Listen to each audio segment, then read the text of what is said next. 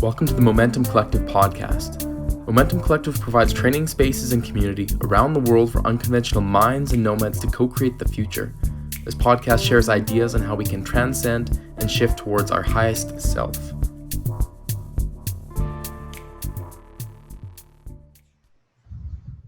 Hey everyone, John here in Nicaragua after our artist residency is wrapped up, still in quarantine, I guess week 6, and very fortunate to have Adam Roa on call with us, dropping in. And Adam is a filmmaker, a poet, and founder of C.R.E.A.T.E, and excited to jump into a bit of what he is creating here right now and joining us in California right now. Adam, what's going on? What's up, John? Thanks for having me, man. Appreciate it. Yeah, thank you for taking the time to drop in with us. How is quarantine life treating you these last while in California? Yeah, I've been traveling nomadically for 2 years, and so this is the most actually grounded I've felt. It's been like forced upon me, but to actually feel like I have a home for the last 7-8 weeks or something has been really cool. And I'm busier than I was before. This kind of ground. One of my favorite sayings is we root down so that we can fly high, right? And so having this opportunity to stop, and everything that I was working on, all the speaking and performing and touring and everything, that just is stopped, right? So it freed up this space.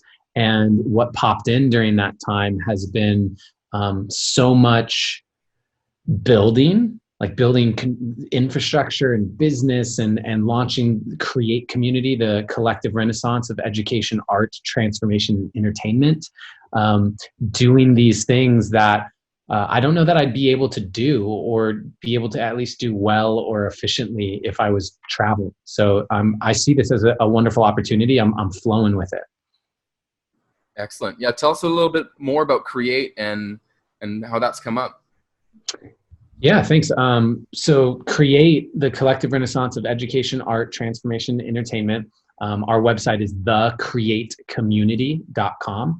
And basically what we do is we put on live streamed online events every single day completely for free. Everything from cooking class, yoga class, singing lessons, an open mic night where people get to share their poetry and their songs, acoustic concerts, dance parties, all different sorts of things, astrology insights. We have a business course that's actually starting next week. And I think it stemmed from me starting to use my social media to tell people how important it was to start to stay home and to really take the physical distancing seriously.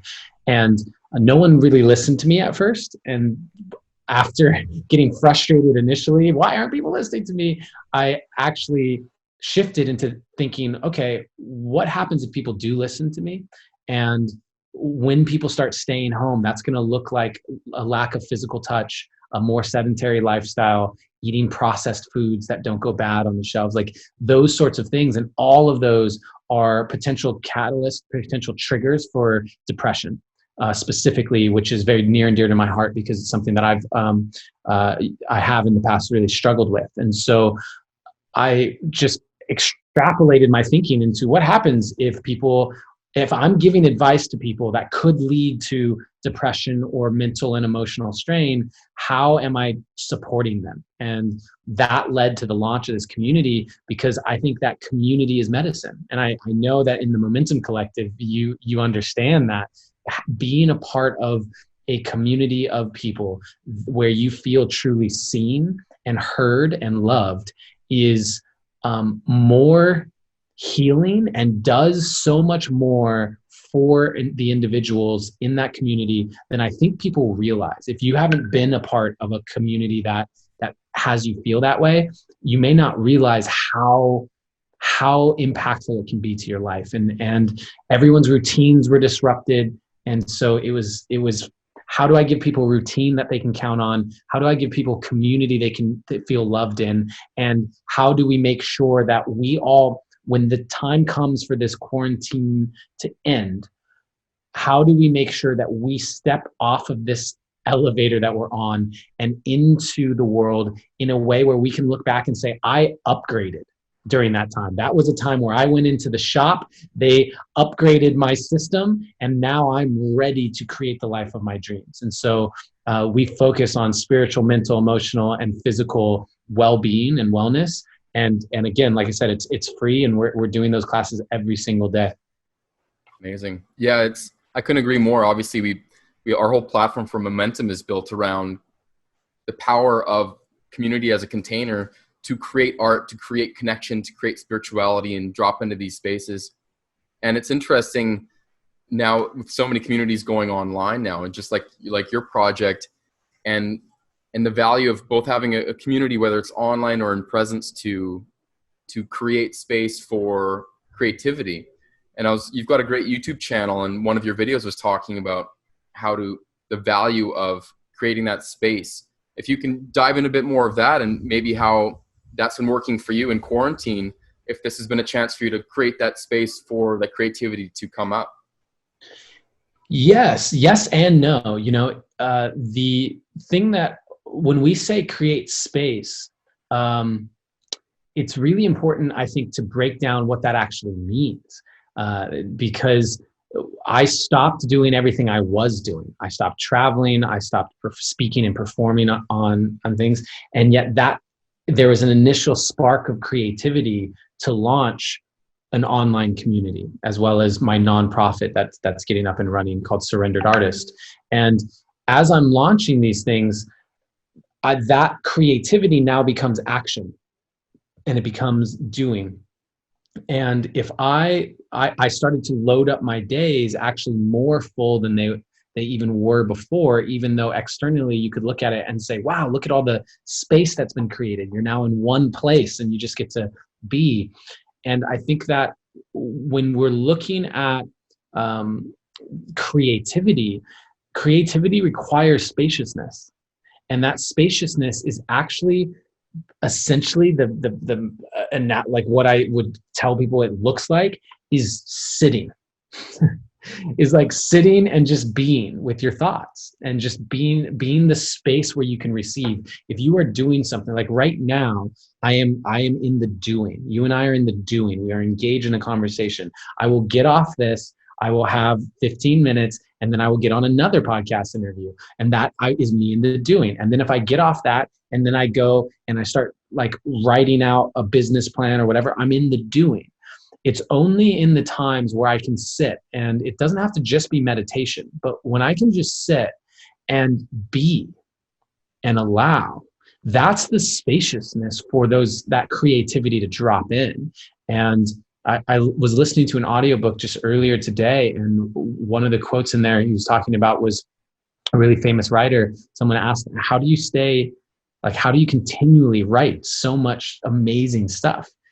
And the writer responded with 200 crappy words a day. Because that initial, if you can get through that first 200 crappy words, and you just say, today I'm going to create the space to write 200 crappy words, that gets the ball rolling into that motivation, into that creativity. But it starts by creating the spaciousness. It starts by creating the container with which you are now able to receive that inspiration and receive those ideas. And I think that a lot of people right now in quarantine are sitting at home and not knowing what to do. And they're filling that space with just getting kind of mindlessly on social media. They're watching Netflix and all of these things. They might, get on a lot of FaceTime calls with their friends, and they're filling that space. And instead of allowing the space to be filled. And I think that's just an important distinction about how to tap into creativity. Yeah. And everyone has their own method of tapping into their own flow of creativity and inspiration. But it feels like most people need others around to kind of help spark that inspiration, bounce ideas off of, have their fellow artists in their community to keep them inspired. So what do you say to those that are having a tough time in quarantine to find that inspiration that normally would depend on meeting up with people for an acro jam, or getting together with other writers, or bouncing ideas off of other friends when they're alone. Utilize technology. Like you and I, without technology, you and I aren't even having this conversation. You know what I mean? Without technology, the people who are listening to this don't even have an opportunity to hear these words and apply some sort of change to their life. If this is going to be something that, because it can be, as you're listening to this right now, understand that, and this is not hyperbole, this is fact. This podcast that you're listening to could be the thing, could be the impetus, could be the catalyst that changes the entire trajectory of your life. That moment, I've had a fortune cookie that had something in it that was so impactful, that was exactly what I needed to hear, that I ultimately ended up getting tattooed on my arm. Like, it could come in so many different ways. And right now, if you're the type of person who, and this can go into human design and gene keys and the like Tao Te Ching, like there's so many different things, but like if you're the type of design of human that really feeds off of other people, like if other people spark your creativity and your motivation and then you run with it, if other people like activate you energetically, amazing. That's good to know about yourself. And then you get to figure out how to optimize yourself for any conditions. So right now, the conditions that are in place are physical distancing, but that's not a lack of contact. The community that I launched, I never thought that I would be the person to launch a community like that. That was nowhere in my mindset whatsoever. I've been focused on building things that are like the Adam Roa brand. Right? Let me continue to develop my speaking and my podcast and all of those things. Shout out to the Deep Dive podcast for all you podcast lovers. But like all of those things, that's been my focus. And I thought, that's what you do. I'm just going to build my business. And out of just kind of looking at what do people need right now? How can I serve this community launch? And here's the thing. I get messages every day now from people who are saying how it's made such a huge difference in their lives. We have people from Mexico who legitimately don't even have this type of community in person where they are. And so we have the ability right now to work within the context we've been given. And the context we've been given is keep our physical distance.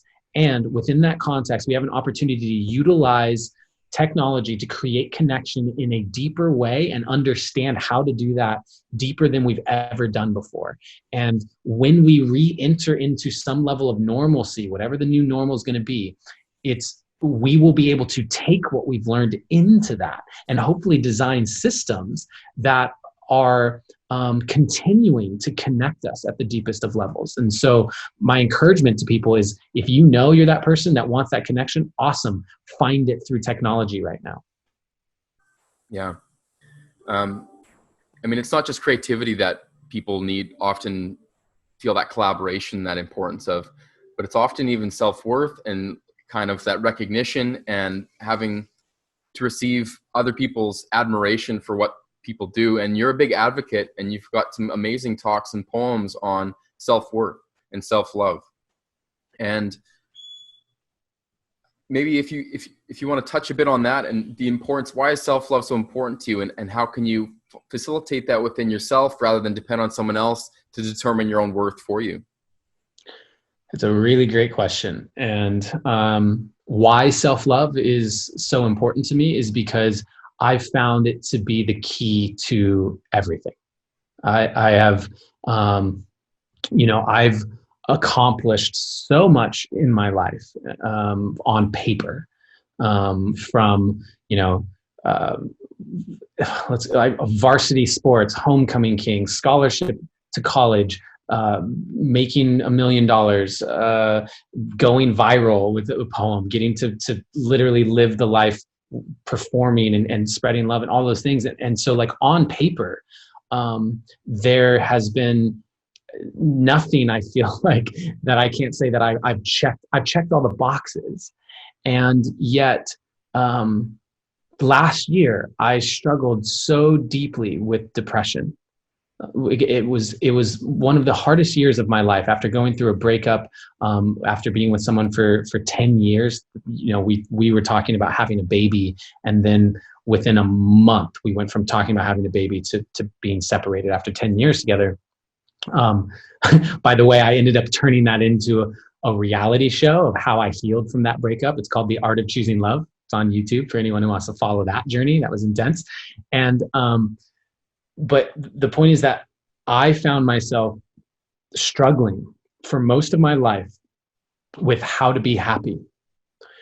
And a huge reason why I have accomplished what I've accomplished in my life is because I was feeding into this need to find happiness and searching for it in all these different places. If I make enough money, I'm going to be happy. If I have the relationship, I'm going to be happy. If I achieve this, if I have this, I'm going to be happy. And upon getting to each new mountaintop and not finding that, like, what I call sustainable happiness, because we even if you're in a depression, you can have a moment of happiness while still being in depression. But sustainable happiness, regenerative happiness seemed to elude me.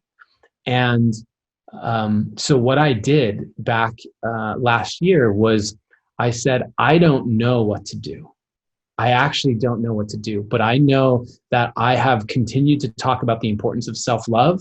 I've continued to stand for that, and I've been doing it. It's not like I wasn't doing it, but because I don't know what else to do, I'm going to double down, actually triple down on self-love. I'm going to say, I don't know anywhere else, but this is the thing that feels true to me. And I began to pour hours of my day into self-love. And I recognize that I'm blessed to be in a position where I could take 5 hours in my morning to actually do it before needing to go and get some quote unquote work done. But I see this as being the work. And so I began to pour into it. I began in all the different ways. I started taking like 5 baths a week. I started stretching every morning. I started meditating more. I started journaling more. I started doing saunas. I started changing my eating habits more. I started dancing on my own. I started to put moisturizer on after my showers as like a way of saying, I love you, I love you.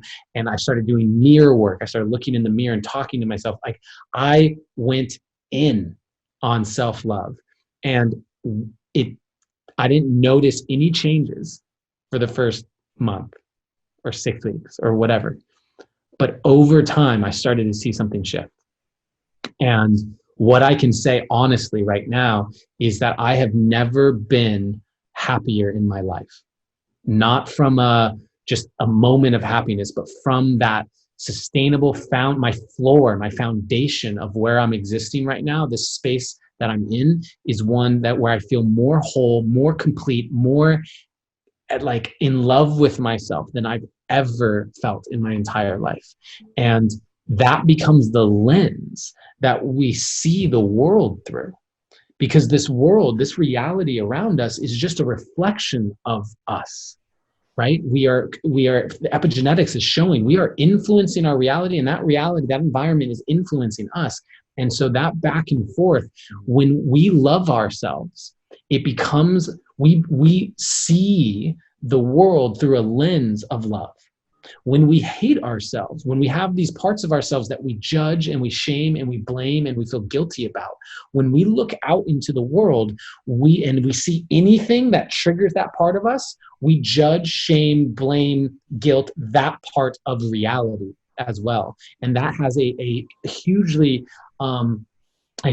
impact on what you are feeling on a day-to-day basis, and what you're feeling on a day-to-day basis becomes your energetic vibration that then magnetizes your experience. And so when you talk about manifesting what you want to create in your life, when you talk about seeing this world reflect back to you what you actually want, it starts by shifting your inner state, and that inner state starts by learning to love yourself. It's that simple. And so that is why it's my message, because I saw it work for me. I saw it manifest all these things into my life.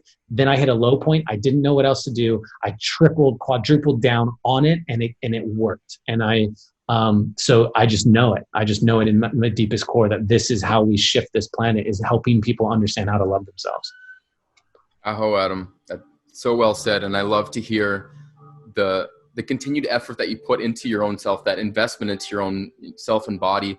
And especially in those little things, that's normally where the work takes place, is those little daily washing your body, brushing your teeth, and just realizing we've got these bodies we're able to upkeep and fill with love, and like do it with care instead of doing it as a chore, and how those little things add up. And that feels like it bridges a lot between, well, it feels like there's always so much like guilt or shame that happens when we're allowed to love ourselves. It's like we're putting ourselves first, like that's selfish. Or like how do you react with that, like making sure that you're not having to feel guilt, shame, or being selfish for putting yourself first? Yeah, that's a big one, right? And it's actually the poem that went viral. You Are Who You've Been Looking For. So everyone can find that poem online. It got viewed almost actually over 200 million times. Highly recommend it. Yeah, we were watching it this morning. Yeah. So You Are Who You've Been Looking For. And that poem, there's a line in there that says, I've always thought self-love was something to be feared. I've been taught that arrogance is bad and vanity, it's not good. And even my bracelets are telling me to act how Jesus would. So what should I do? How should I act? I'm supposed to love myself, but how do I even do that? And I think that that question you just posed is something that so many people are asking, like, isn't putting myself first selfish? And that it's funny because that's almost the gateway. It's the initial test, like entering the labyrinth. Saying that it is worth you putting yourself first, like you are worth putting yourself first, is the actual first step of loving yourself more deeply. It's the entrance point of you saying that I understand that if I love myself more, I will be able to love other people more. I understand that by putting my oxygen mask on first, I will be able to help more people. I understand that if I hate myself, whether I'm aware of it consciously or not, if I'm unhappy with who I am as a person, or if I am unhappy with life, that energy is spreading to everyone I come in contact with. What we're seeing with this coronavirus right now is a 3D physical representation of how connected we actually are on this planet. We are so connected. With a transfer, it's a small transfer rate, by the way. You can come in contact with coronavirus, with someone who has coronavirus, and not actually get it. So think about, for all that we've seen of people getting it and how it's spreading in congested areas and all this stuff, and then 10x that, 100x that, and you get an understanding, even a fraction of how actually energetically connected we are on this planet. And that energy that we spread is not, most of it, 99% of it, isn't conscious. Like, I can come in here and have an experience with you and consciously choose to show up in a certain way as best I can, but the nonverbal communication, the energetics, even in the frequency of my voice, all of the other aspects are coming from what's going on inside of me. And so if you really want to spread love on this planet, if you really want to be selfless and support just like the up-leveling of everyone you come in contact with, up-leveling what's going on internally is the starting place, because everything you feel internally, every aspect of that is permeating into the fabric of everything you touch. Yeah, I find self-love and that self-confidence that's also intertwined with how we receive good news, how we receive compliments. I remember a really powerful moment for me was when I was with my girlfriend at the time, and we were just sitting there. It was a simple moment. And she just said, John, you're beautiful.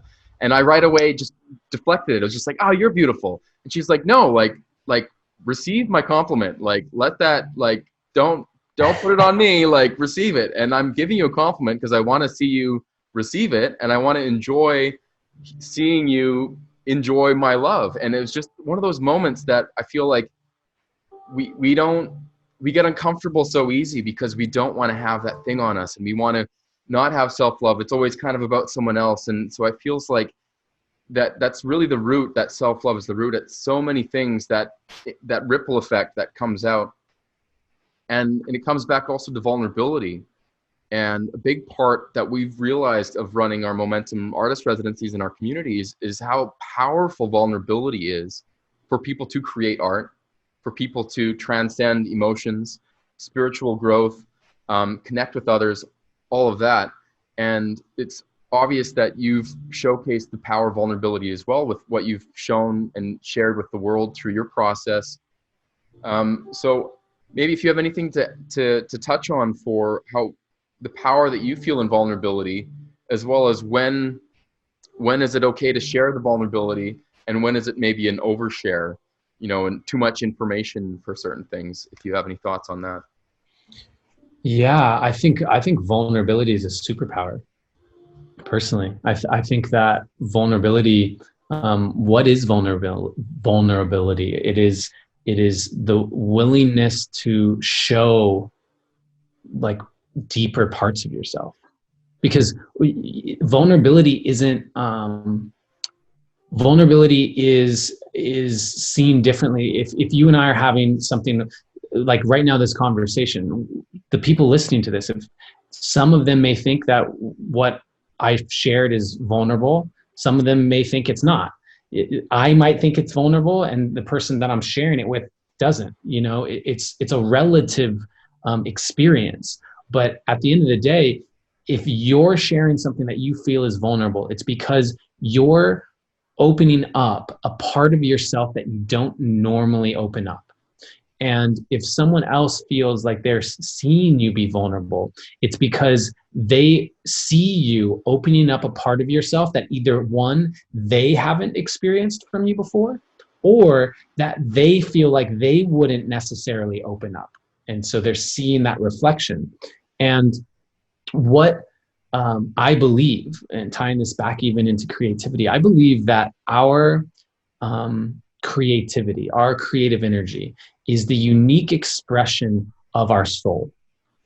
I think that it is the essence. It is your unique soul fingerprint. And so whenever we have this opportunity to allow more of ourself to be seen, we're allowing more of our essence to enter into the world. And it's my belief that if everyone on this planet were to be living in their true essence, that we would see this thing operate in perfect harmony. We would see it all coalesce beautifully the way that the rest of nature has. The reason why nature works in this beautiful symbiotic relationship is because the hummingbird's not trying to be the butterfly. The cat isn't trying to be the dog. And yet, as humans, we are trained by society in many ways to aspire to be something that has been told to us is what success looks like. This is what being a good human looks like. This is what being a good father looks like. This is what being this. And there's a lot of different opinions. So this is based off of like your religious background, your political leanings, like all of these things. But it is being told to us of how to fit into the ideals of what we should do. And what that does is it discourages the exploration of like, what's my actual true essence? Am I a hummingbird? Am I a butterfly? Am I a monkey? Am I a cat? Like, who is Adam Roa, the soul? And what is Adam Roa's like purpose here? What is it that lights me up? What makes me feel alive? What makes me feel in alignment? And if every single person was living in that, then all the hummingbirds are the hummingbirds and the bees are the bees and all of the things. And we would find what we're looking for. So there are people far smarter than me who get to figure out what those systems of new economic models and education systems and all those things look like, because that's their essence. That's theirs to do. That lights them up. But I'm here to remind people that whatever your soul's calling is, whatever is on your heart, that is what the world needs. Like, your contribution to the collective is figuring that out and living that. And so vulnerability is, in my opinion, a part of that process. It's a vulnerable thing to share about your dreams and your visions and what you actually want to do. You risk someone telling you that you can't, or judging it, or telling you it's silly, or like there's an inherent risk there, which is why it's important to be in a community of people who lift you up and believe in you. And your second question about, when is it an overshare? I don't think there's anything that you could do that inherently is an overshare. I think that you can misread the container that you're in. You can misread the context. You could misread the person you're talking to. Mm-hmm. And at the end of the day, I feel like that's on you. Like, that's on you to decide. And like, I think about my friends, that like my close friends, and I don't believe there's a single thing that I couldn't tell any of them. I mean, I'm a little bit of an extreme case. Literally, I made a reality show about my breakup and my sexual abuse and all these things. So I am an extreme case, and I get that. But the point is that I feel fully safe to do that with my friends. And there are certain thoughts that I have. There are certain things that I explore that I don't go up to a stranger and tell. You know what I mean? If I go to like a holiday party for a friend's family, and it's all their aunts and uncles and things like that, I don't necessarily lead with, hey, let me tell you about that time when I was 5 and I got abused by blah, blah, blah. Like, that's not necessarily the space. So like, you get to be the judge of that. And I think it's important for you to find more and more places that you can open up vulnerably. But I don't think inherently there's anything that is an overshare, as long as you're in the right container for it. Yeah, I couldn't agree more. And true art, I do feel, comes from that vulnerable space. It has to be, whether you're dancing in front of people, that's vulnerability, making that weird face when you're singing or expressing yourself, like, that's vulnerability, and that's the soul of a human coming out. And that's why art hits the soul so much and can make people feel so alive. So it's great to see how comfortable you are in your own vulnerability and sharing.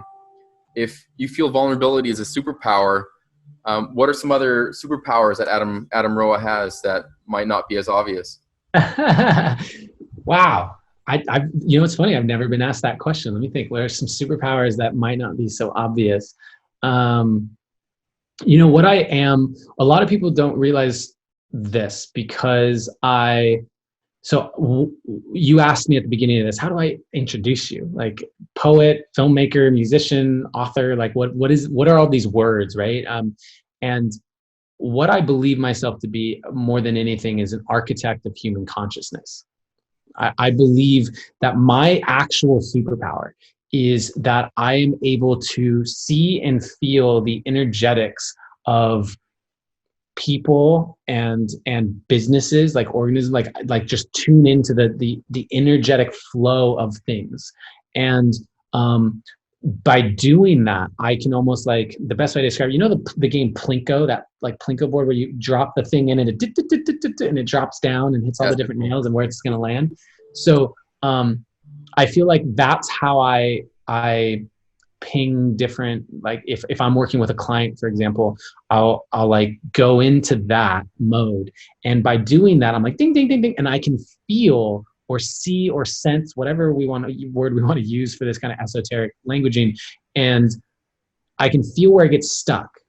I can feel where it like gets clogged. I can feel where it's less efficient, and I feel it in my body. And I can do the same thing with businesses and all of this. And so the reason why I'm sharing that is because that ultimately I feel like is what is underlying everything I do that people may not realize is why, like, my poetry is that my poetry is in feeling into a topic or a person or myself and doing that thing and seeing the flow of energy and taking people on the ride of that energy as it flows through what is normally kind of the consciousness, the way that people think the different things, to arrive in that slot that I feel is most supportive.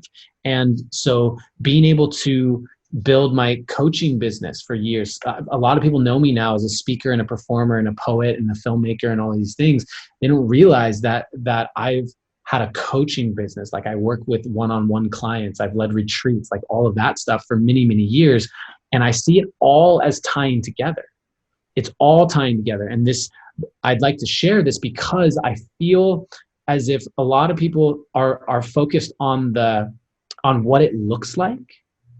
How do I, like, what do I do? What is the way that I get paid for this thing? And if we can actually identify as succinctly as possible, if you can identify your superpower, whatever that is, what you've done is create this root, and you can branch that off in so many different ways. And the thing is that all of them will tie together because they're stemming from that same superpower. And so I don't tend to look at it as like, what are these different superpowers that I necessarily have? I look at it as, what is my one core superpower? And that is my ability to feel into flows and processes of energy and feel it, and feel when it gets stuck, feel where it wants to shift, feel that thing. And I turn that into art because I feel like the reason I do that, by the way, is because I feel that art is the highest leverage way that we can shift consciousness. So I'm here to shift consciousness. If I knew of a higher leverage way to do it than art, I'd probably be doing that other thing. Art is just the most effective, and also happens to be incredibly fun. So yeah, that would be how I describe like my superpower and what I do and how I apply it to all of these facets of what it is I do, including launching, the C.R.E.A.T.E community or different businesses, like understanding those flows of energy and how to really make a nice, tight flower of life design with all of it. Oh man, you're speaking to the right crew. We love, that's what we do, bridging art and consciousness to try and co-create and find that synergy. And I love the analogy of planting that superpower to branch off into these other aspects. Speaking of some of your poetry as well, you're mentioning and hinting at a new piece that you'd written for this quarantine life. If you're able to share a bit with us, would be amazing. Yeah. Oh, just like that, we'll bring it out. Yeah. So, I mean, it's a perfect, because we were talking about vulnerability a lot. And I was down by, I'm really blessed. I'm currently in Encinitas, California. And I was sitting down by this walkway looking out at the ocean. And on this walkway, there's all these people walking by, and everyone's wearing these masks, right?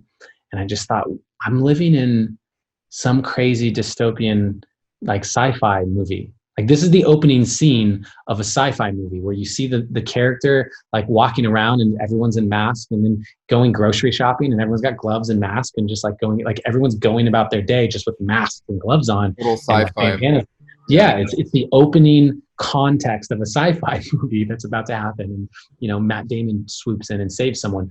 And so I think that that's really the starting place of this poem for me, which I call Masks.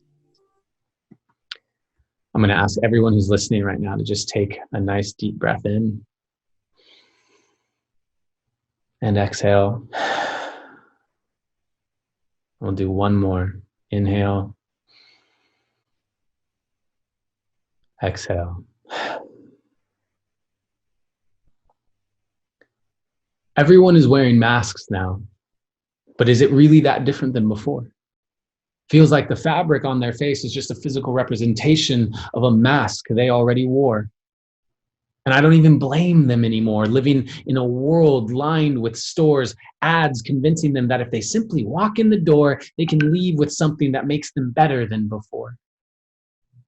But what's in store for a world that at its core is composed of people who are afraid to show their face if it has one clogged pore? But now nobody shows their face at all, so does it even matter anymore? I'd trade away your perfect skin if I could see your teeth when you smile again. Been a while since I hugged my friends. So I dial to them and I watch as their face pops into a screen that means we're both being seen until I step in the wrong spot and then I lost them. Poor connection. Is that the reason for the disconnection or just a reflection? I guess the answer resides with me. How much of my insides I let you see, whether in your presence or connected virtually.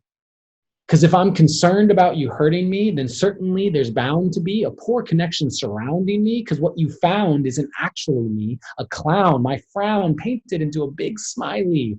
I'm good. I'm fine. I'm doing okay. Lies told by most people day after day. They want to be heard, but are too damn afraid that if they scream out in pain, nobody around them would stay. So they keep their mouth shut till it eats them away. And nobody knows to tell them the truth, that there's only one way. If you want to be helped, you have to be willing to say, I'm not okay. I'm not okay. And that's okay. I don't have to be perfect. Perfect doesn't even exist. And I know I'm doing my best. Sometimes my best looks like shit. I might cry. I might scream, make the whole thing seem worse. I can play the role of the victim, blame the whole universe. But first, I guess maybe it wouldn't be so bad if I just tried being honest about the day that I've had. Because it made me sad.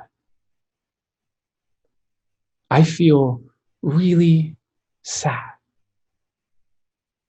Each day is getting harder and it's driving me mad. I'm trying to keep my head above water and it takes all the strength that I have. But it feels like I'm drowning. Life seems so hard. I keep trying to pull it together, but I just keep falling apart. And each time that I break, it leaves even more scars. So I put a mask on my face to cover my heart. Can you spot the pattern now? The cycle of inauthenticity? Unhappy adults are what wounded children grow up to be. But the healing can't happen if they're not willing to be seen. So unless you're leading with compassion, then you won't change a thing, because they won't let you see them until they know that they're safe. And the best way to show them, take the mask off your face.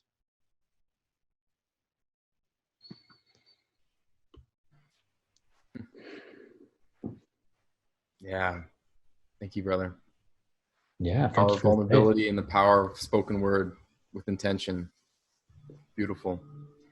Mm-hmm. Where can people find some more of your material and some of your art that you've shared out with the world? Yeah, I have a lot of online real estate. So I would say that adamroa.com, ADAMROA.com is the main hub where you will find access to my social media, adam.roa on Instagram. I am Adam Roa on Facebook. I have a YouTube channel where I have my reality show, The Art of Choosing Love. I have spoken word poetry. I have my podcast, The Deep Dive with Adam Roa. That's on YouTube. It's also on Spotify, iTunes, all of the places.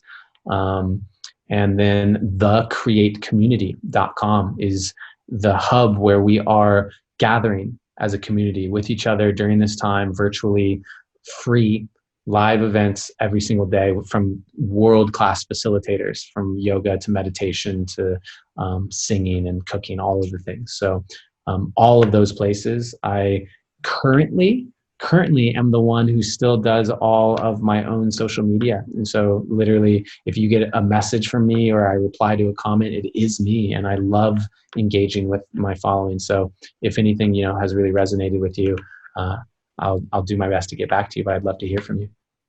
Love it, brother. We're so thankful that you're creating this and sharing this and these words and insight out with the world. Really excited to see how we can collaborate more with Momentom Collective and some of your work, as well as the C.R.E.A.T.E. And thank you so much for bringing some of that inspiration, especially in this time when we need it, that self-love as we're in these incubators. Thank you for taking the time today for this call too. So. Yeah, of course, man. Thanks for taking the time as well. And thank you to everybody who listened to this. Like we know during this time, we could be doing all kinds of things. So taking the time to really enrich our souls and be in these conversations is incredibly important. And so I just appreciate everyone who's choosing to use their time to do this. Thank you. All right. Stay safe, brother. We'll catch you next time.